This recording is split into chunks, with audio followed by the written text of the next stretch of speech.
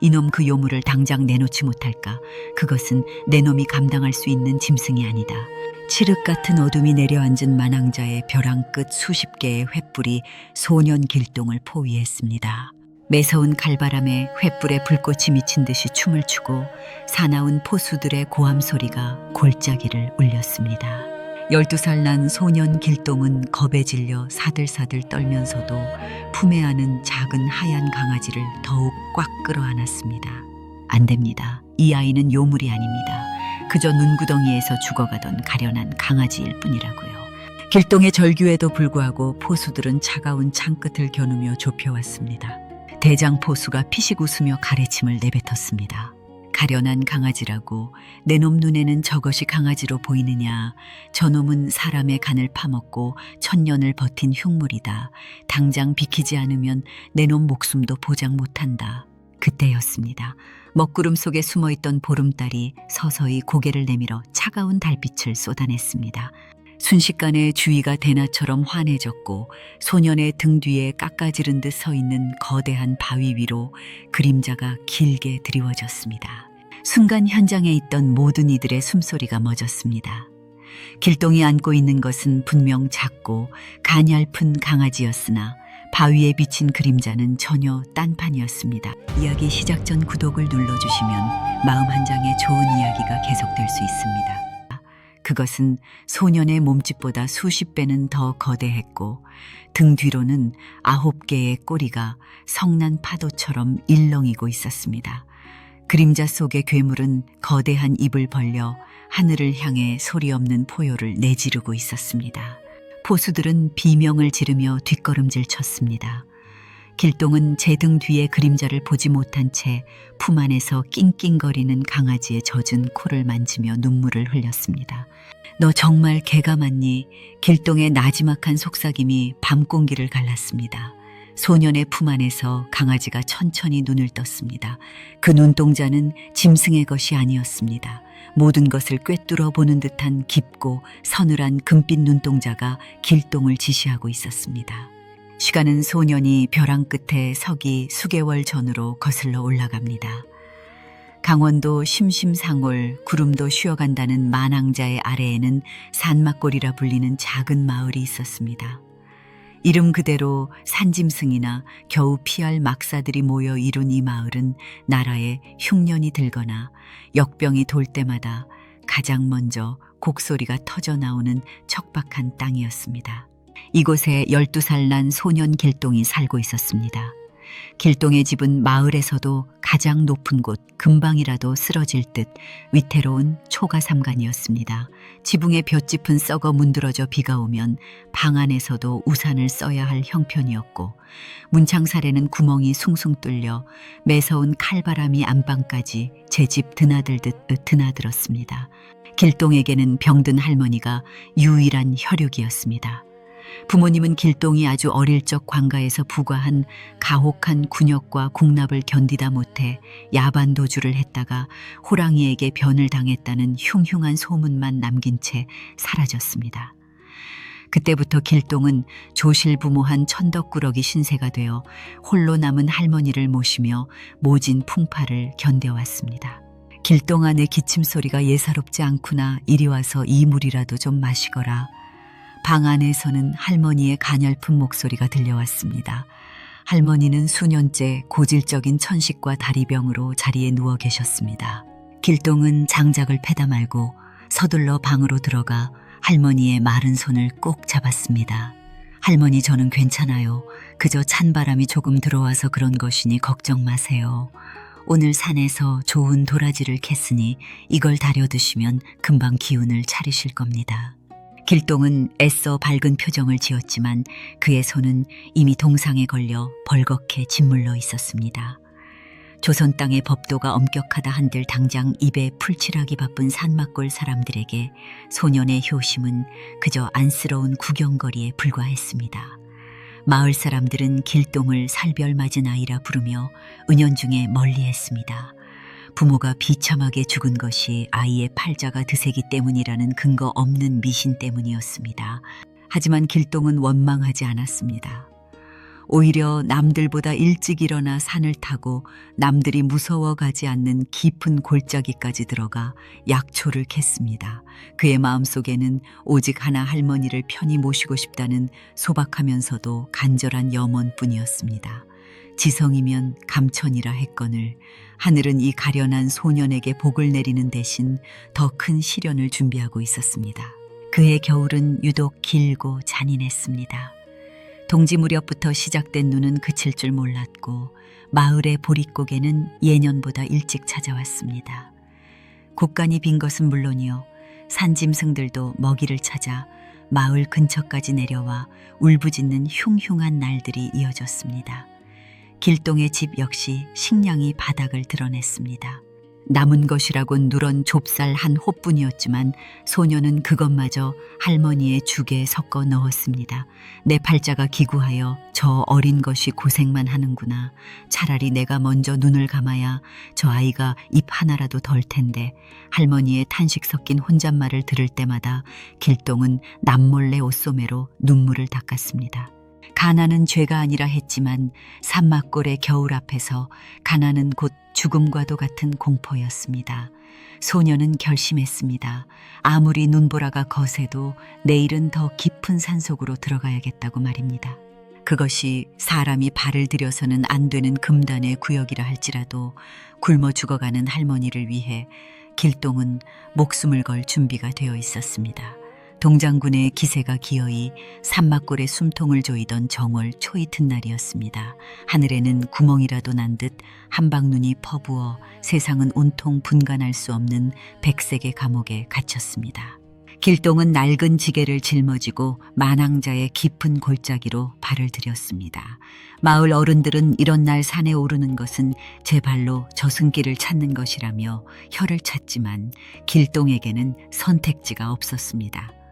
며칠째 미음 한 모금 제대로 못 넘긴 할머니의 얼굴이 눈앞에 아른거렸기 때문입니다.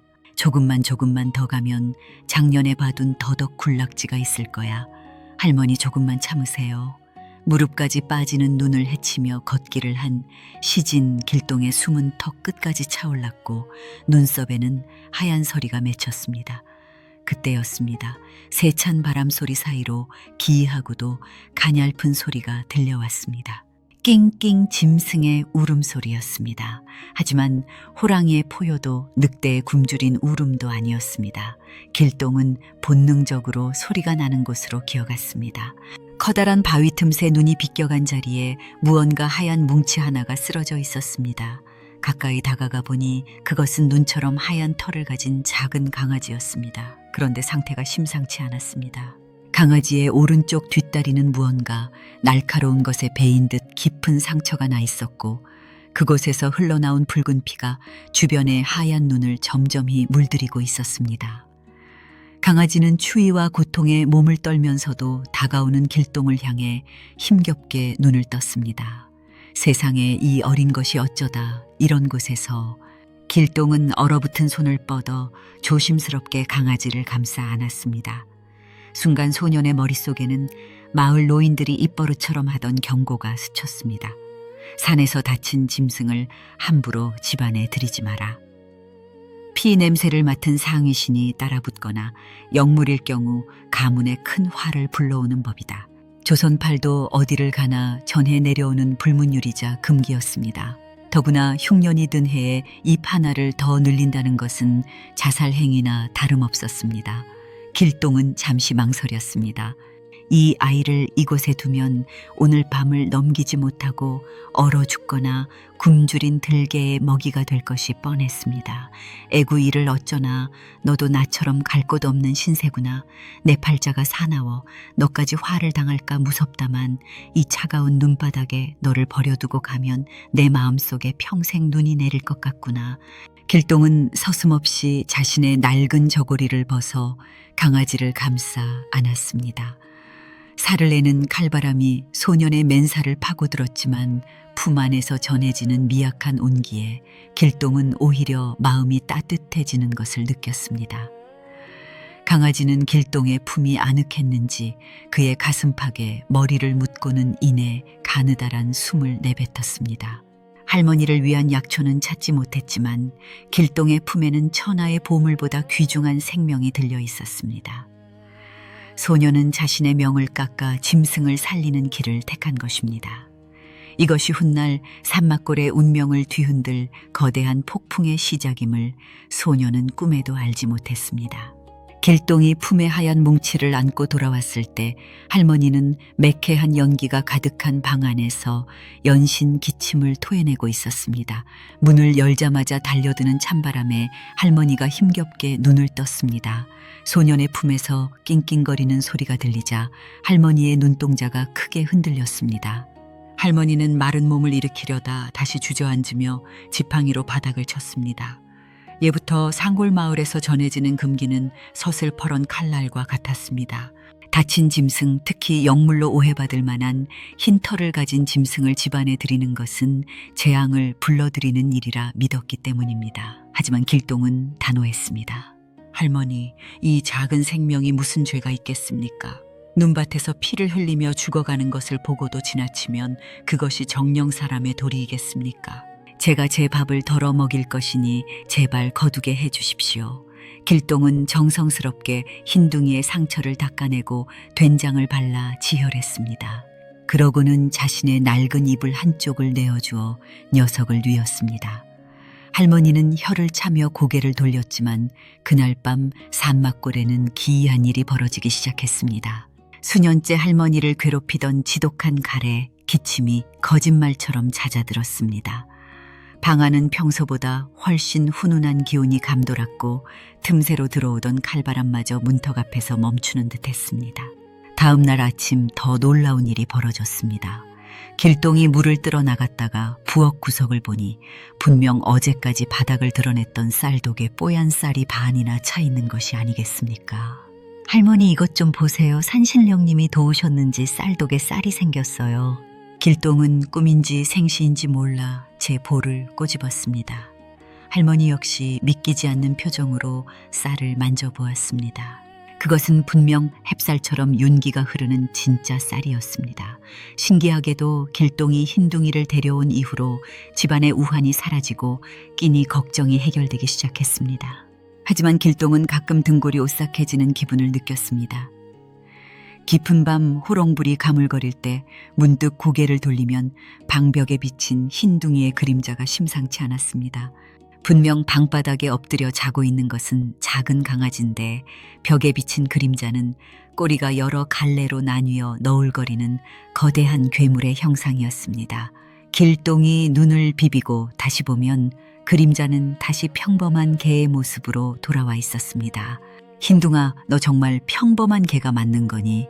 길동이 머리를 쓰다듬으면 녀석은 그저 맑은 눈망울로 소년을 바라보며 손바닥을 핥을 뿐이었습니다.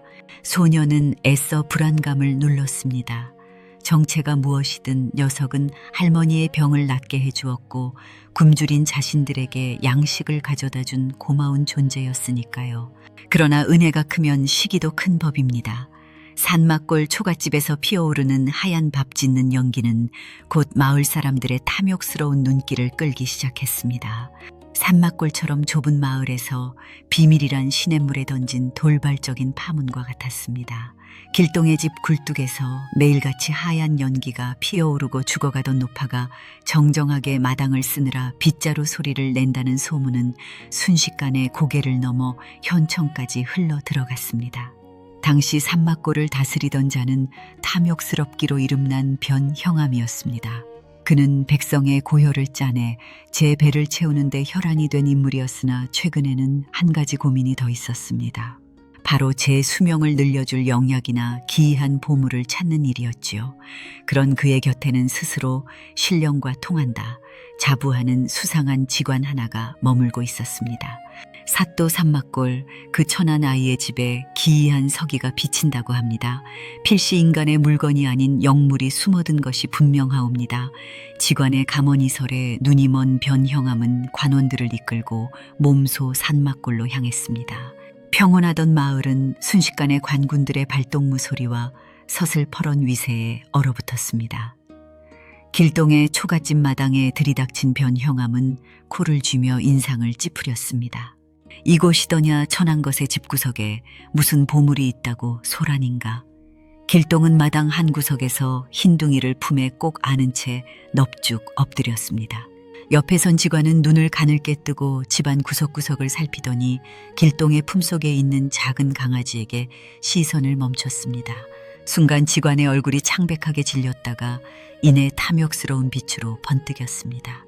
사또 저놈입니다. 저 강아지의 탈을 쓴 짐승을 보십시오. 겉으로는 가냘퍼 보이나 그 속에는 천년을 응축한 기운이 서려 있습니다. 저놈의 간을 다려 드시면 사또의 기력은 청년의 그것으로 돌아갈 것이며 무병장수하실 것입니다. 형암의 눈에 광기가 서렸습니다. 길동은 온몸의 피가 거꾸로 솟는 기분이었습니다. 아닙니다. 사또 이 아이는 그저 길 잃은 유기견일 뿐입니다. 어찌 이런 작은 생명을 두고 그런 끔찍한 말씀을 하십니까?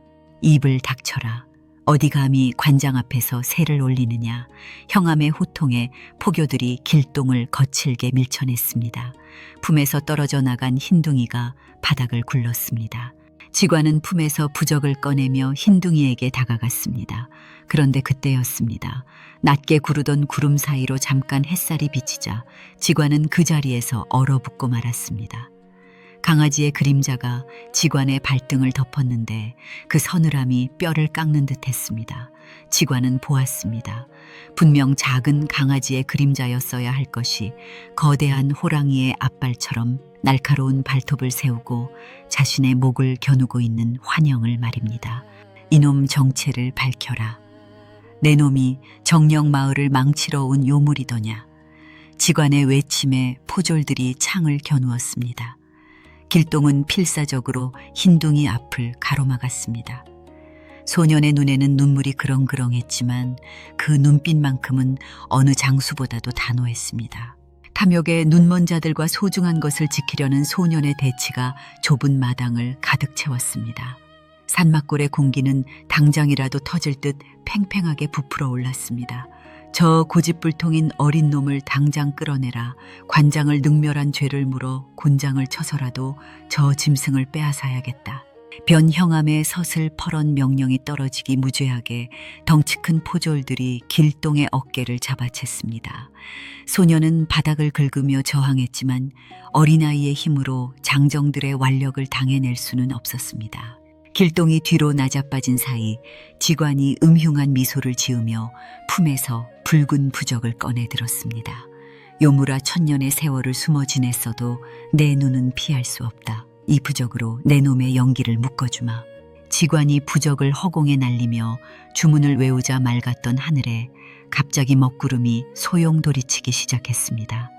대낮임에도 사방이 어둑해지더니 오직 길동의 집마당 위로만 차가운 달빛 같은 서광이 일직선으로 쏟아져 내렸습니다. 그 기이한 빛의 줄기가 흰둥이를 정면으로 비추었습니다. 그 순간이었습니다. 길동은 제 눈을 의심했습니다. 분명 제 품에서 낑낑대던 작은 강아지였는데 빛을 받은 녀석의 그림자가 등 뒤 초가집 외벽에 거대하게 투영되었습니다. 그림자는 더 이상 작은 짐승의 형상이 아니었습니다. 어깨에는 위험 있는 갈기가 돋아나 있고 등 뒤로는 9개의 꼬리가 부채처럼 펼쳐져 밤하늘의 은하수처럼 일렁이고 있었습니다. 그것은 전설 속의 영물 구미호의 형상인 듯 하면서도 범접할 수 없는 신령스러운 기운을 내뿜는 백호의 기상까지 품고 있었습니다. 히익 저게 무엇이냐. 형암과 포졸들이 비명을 지르며 뒤로 나자빠졌습니다. 지관 역시 자신이 감당할 수 없는 존재임을 직감한 듯 손에 든 방울을 떨어뜨리고 말았습니다. 그림자 속의 존재는 거대한 입을 벌려 소리 없는 포효를 내뱉었습니다. 그 소리는 귀가 아닌 영혼을 울리는 듯 장엄했고 마당에 있던 모든 인간은 그 압도적인 위험 앞에 무릎을 꿇었습니다. 길동은 떨리는 손으로 바닥을 짚고 일어섰습니다. 자신의 곁에 서 있는 흰둥이를 내려다보았습니다. 녀석은 평소처럼 꼬리를 흔들지도 짖지도 않았습니다. 그저 금빛으로 빛나는 깊은 눈동자로 길동을 묵묵히 바라볼 뿐이었습니다. 그 눈빛에는 원망도 분노도 없었습니다. 오직 자신을 구해준 소년에 대한 깊은 신의와 애처로움이 서려 있었습니다. 흰둥아, 너 정말 개가 맞니? 길동의 목소리가 가늘게 떨렸습니다. 두려움 때문이 아니었습니다. 자신처럼 미천한 인간을 위해 이토록 거대한 존재가 정체를 숨기고 곁에 머물러 주었다는 사실에 대한 경외심과 미안함 때문이었습니다. 소녀는 깨달았습니다. 마을에 쌀독이 차고 할머니의 병이 나은 것은 우연이 아니라 이 영물이 자신의 목숨을 구해준 대가로 베푼 은혜였음을 말입니다. 하지만 감동의 순간은 짧았습니다. 정신을 차린 직관이 광기의 어린 목소리로 소리쳤습니다. 사또 보십시오. 저놈은 요물이 확실합니다. 저토록 강대한 용기를 가졌으니 그 간을 취하면 사또께서는 신선이 되실 것입니다. 어서 군사를 시켜 생포하십시오. 탐욕은 공포보다 강했습니다. 변형암은 떨리는 손으로 칼을 뽑아들며 소리쳤습니다. 포위하라. 화살을 쏘아서라도 저놈을 잡아라. 막아서는 저 아이도 같이 베어버려도 좋다. 진실을 마주한 대가는 가혹했습니다. 소년과 영물 그리고 그들을 집어삼키려는 인간들의 뒤엉킨 욕망이 산막골의 고요한 공기를 찢어발기기 시작했습니다. 쏴라. 한 놈도 살려두지 말고 화살을 퍼부어라. 변형암의 섯을 퍼런 명령이 떨어지기 무겁게 관군들의 시위가 팽팽하게 당겨졌습니다. 시커먼 화살촉들이 달빛을 머금고 살기를 뿜어냈습니다. 소년 길동은 본능적으로 흰둥이를 품에 안고 등을 돌려 세웠습니다. 바람을 가르는 날카로운 소리와 함께 화살들이 비처럼 쏟아졌습니다. 안 돼. 이 아이를 죽게 내버려 둘 순 없어. 길동은 비명을 지르며 문간방 구석으로 몸을 던졌습니다. 화살 하나가 길동의 어깨 끝을 스치며 옷자락을 찢어 놓았습니다. 뜨거운 핏방울이 하얀 눈 위로 튀었지만 소녀는 아픔을 느낄 겨를도 없었습니다. 품 안에 흰둥이가 나지막하게 르릉거리는 진동이 길동의 가슴으로 전해졌습니다. 그것은 두려움이 아니라 자신을 위해 몸을 던진 소년을 향한 비통한 울림이었습니다. 흰둥아, 어서 도망쳐. 저들은 너를 해치려 해. 너는 영물이니 저 산 너머 깊은 곳으로 가면 살 수 있을 거야. 길동은 피가 흐르는 어깨를 움켜쥐고 뒷문으로 달리기 시작했습니다. 마을 뒤편은 깎아지른 듯한 만항제의 절벽과 맞닿아 있었습니다. 눈이 허리까지 차오르는 험로였지만 길동은 오직 녀석을 살려야 한다는 일념 하나로 산을 올랐습니다. 뒤에서는 횃불을 든 관군들이 개미떼처럼 몰려오고 있었습니다. 저기 있다. 소년놈이 요물을 안고 절벽으로 간다. 직관은 말을 타고 앞장서며 방울을 흔들어댔습니다. 그 소리는 마치 저승사자의 발자취처럼 길동의 등 뒤를 바짝 추격했습니다. 길동의 숨은 이미 턱끝까지 차올라 피냄새가 입안을 가득 채웠습니다. 다리는 청은망은 무거웠고 동상에 걸린 발가락은 감각이 사라진 지 오래였습니다. 하지만 길동은 멈출 수 없었습니다. 자신이 멈추는 순간 이 세상에서 유일하게 자신을 따뜻하게 대해준 친구이자 가족인 흰둥이가 죽임을 당할 것이기 때문입니다. 마침내 다다른 곳은 만항제의 가장 높은 벼랑 끝이었습니다. 앞에는 깊이를 알 수 없는 어둠이 입을 벌리고 있었고 뒤에는 관군들이 활 시위를 겨눈 채 포위망을 좁혀왔습니다. 변형암은 승리감에 도취하여 말에서 내렸습니다. 이놈, 이제 갈 곳이 없구나. 그 짐승을 내놓고 무릎을 꿇어라. 그러면 내 놈 목숨만은 살려주마. 내 너의 효심을 봐서 특별히 자비를 베푸는 것이다. 형암의 가증스러운 목말에 길동은 헛웃음을 지었습니다. 자비라니요.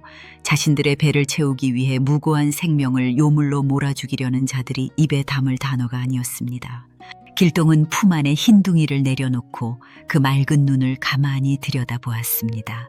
흰둥아, 아니 이름 모를 신령님, 저를 만나 고생만 하셨습니다. 저는 여기서 저들을 막을 테니 당신은 저 절벽 아래로 몸을 던지십시오.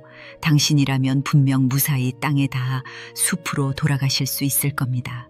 길동은 품에서 작은 단도를 꺼내 들었습니다. 할머니가 나무를 캘 때 쓰라며 주셨던 낡은 칼이었지만 지금은 친구를 지키기 위한 유일한 무기였습니다. 소녀는 관군들을 향해 칼을 겨누며 당당히 일어섰습니다. 이 아이는 요물이 아닙니다. 정령 요물은 당신들의 탐욕스러운 마음속에 들어앉아 있는 것입니다. 이 아이를 데려가려거든 나의 시신을 먼저 넘어야 할 것이요. 지관이 비웃으며 손을 올렸습니다. 발사 신호였습니다. 수십 개의 화살이 다시 한번 허공을 갈랐습니다. 길동은 눈을 감으며 흰둥이의 앞을 온몸으로 가로막았습니다. 대가 없는 희생, 그것은 인간이 가질 수 있는 가장 숭고하고도 슬픈 선택이었습니다. 하지만 화살이 소년의 몸을 꿰뚫기 직전 만왕제 전체가 흔들리는 거대한 진동이 일어났습니다. 그것은 땅이 울리는 소리가 아니라 하늘이 노하여 내뱉는 천둥과도 같았습니다. 시간이 멈춘 듯한 정적이 만왕제를 덮쳤습니다. 길동의 몸을 향해 빗살처럼 쏟아지던 화살들이 허공에서 일제히 멈춰섰습니다. 마치 보이지 않는 거대한 벽에 가로막힌 듯 화살촉들은 파르르 떨리며 바닥으로 힘없이 추락했습니다. 이게 무슨 해괴한 일이냐. 그 순간 소년의 뒤에 서 있던 작은 하얀 강아지의 몸에서 눈을 뜰 수 없을 만큼 찬란한 백색의 빛이 뿜어져 나왔습니다. 그 빛은 산맥을 타고 흐르며 밤하늘의 어둠을 밀어냈고 녀석의 체구는 순식간에 집채만큼 커지기 시작했습니다. 하얀 털은 은하수를 수놓은 듯 은빛으로 빛났고 등 뒤로는 9개의 꼬리가 거대한 부채처럼 펼쳐지며 신성한 기운을 내뿜었습니다. 그것은 구미호의 자태이면서도 발톱과 눈매는 산의 왕인 백호의 위엄을 고스란히 담고 있는 천년신수의 본모습이었습니다. 탐욕에 눈먼 가련한 짐승들아, 너희의 죄가 하늘등에 닿았거늘 어찌 감히 순결한 영혼을 해치려 하느냐. 산울림처럼 웅장한 목소리가 인간들의 뇌리를 때렸습니다. 지관은 공포에 질려 거품을 물고 쓰러졌고 변형암은 오줌발을 지르며 살려달라고 빌기 시작했습니다. 신수는 그들을 향해 단 한 번의 포효를 내질렀습니다. 그 서늘한 기운에 관군들의 횃불은 일제히 꺼졌고 탐욕에 젖어 있던 자들은 환상 속에서 자신들이 지은 죄의 무게에 짓눌려 산 아래로 도망치기 바빴습니다. 폭풍이 지나간 자리 만왕자의 꼭대기에는 오직 소년 길동과 거대한 신수만이 남았습니다. 신수는 피 흘리며 쓰러진 길동에게 다가가 커다란 혓바닥으로 소년의 상처를 가만히 핥았습니다. 그러자 기적처럼 화살에 스친 상처가 아물고 동상으로 짓물렀던 발에 새살이 돋아났습니다. 정말로 당신이었군요. 저를 지켜주신 게. 길동은 눈물을 흘리며 신수의 부드러운 앞발에 얼굴을 묻었습니다. 신수는 자애로운 눈빛으로 소년을 내려다보며 나직이 속삭였습니다. 작은 인간아, 네가 보여준 것은 단순한 동정이 아니라 목숨을 건 신이었다. 너의 따뜻한 품 덕분에 나는 천년의 수행을 마치고 진정한 신선이 될 수 있었다. 이제 나는 가야 할 곳으로 돌아가야 한다. 신수의 몸이 서서히 반투명하게 변하며 공중으로 떠올랐습니다. 길동은 떠나가는 친구의 옷자락이라도 붙잡고 싶은 심정이었으나 녀석의 눈빛 속에 담긴 평온함을 보고는 이내 미소를 지으며 손을 흔들었습니다. 잊지 않을게요. 당신이 준 온기를 평생 간직하며 살겠습니다. 신수는 마지막으로 긴 꼬리를 휘둘러 산막골 전체에 은빛 가루를 뿌렸습니다. 그것은 축복이었습니다. 그날 밤 이후 산막골에는 더 이상 역병도 흉년도 찾아오지 않았습니다.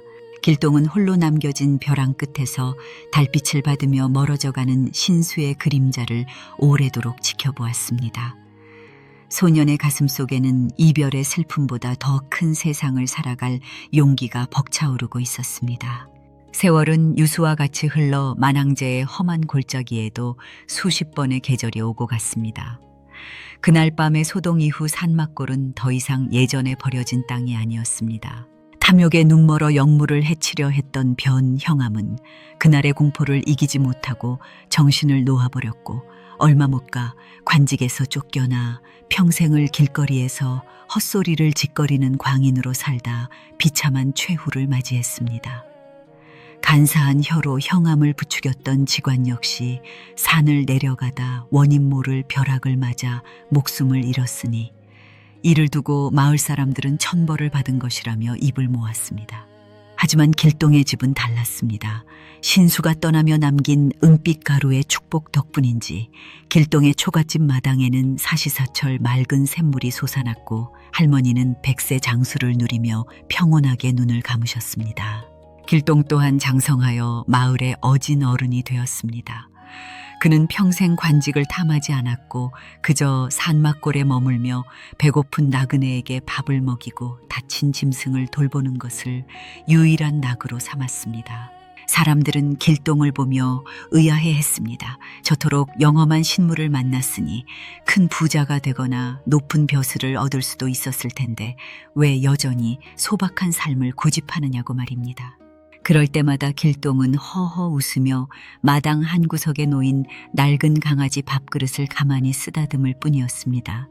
내게 가장 큰 보물은 금은 보화가 아니라 그 추운 겨울날 내 가슴팍에 머리를 묻어주었던 그 아이의 온기라네. 짐승도 은혜를 알면 보은을 하거늘 사람이 어찌 그보다 못한 마음으로 세상을 살겠는가.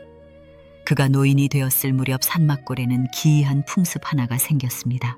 집안에 우환이 있거나 아이가 아플 때 정화수 한 그릇을 떠놓고 만항제를 향해 기도를 올리면 어디선가 하얀 개 한 마리가 나타나 마당을 한 바퀴 돌고 사라진다는 것입니다. 그러면 거짓말처럼 병이 낫고 근심이 사라졌으니 사람들은 그 하얀 개를 산막골의 수호신이라 부르며 공경하게 되었습니다. 우리는 흔히 겉모습만 보고 선과 악을 판단하고 자신보다 약한 존재를 억누르며 제 배를 채우기에 급급합니다. 하지만 산막골의 어린 소년과 천년 신수의 이야기는 우리에게 엄중한 가르침을 남깁니다. 진정한 인간다움이란 화려한 관복이나 높은 신분에 있는 것이 아니라 생명을 가엾게 여기는 측은지심과 한 번 맺은 신의를 목숨처럼 지키는 결기에 있다는 사실을 말입니다. 짐승보다 못한 인간이 넘쳐나고 사람보다 나은 짐승의 이야기가 전설이 되어버린 요즘 만항자의 너머에서 불어오는 서늘한 바람은 우리에게 묻고 있습니다. 당신의 마음속에는 길동의 품처럼 따뜻한 온기가 남아있느냐고, 아니면 변형암의 가슴처럼 차가운 탐욕만이 도사리고 있느냐고 말입니다. 구름도 쉬어가는 강원도 깊은 산골, 오늘도 산막골 사람들은 보름달이 뜨면 벼랑 끝 바위를 바라봅니다. 그곳에는 여전히 한 소년이 작은 강아지를 안고 있고 그 뒤로 거대한 신수의 그림자가 마을을 포근하게 감싸 안는 듯한 환영이 보인다고들 합니다. 믿거나 말거나 한 예시약이라 치부할 수도 있겠으나 마음 한구석이 뭉클해지는 것은 우리 역시 누군가에게 그런 조건 없는 온기를 전하고 싶기 때문일 것입니다. 긴 이야기 들어주시느라 고생 많으셨습니다. 오늘 밤 여러분의 꿈속에도 길동의 흰둥이가 찾아가 모든 근심을 씻어주고 머리맡에 행운의 씨앗 하나를 남겨두고 가기를 간절히 기원해 봅니다.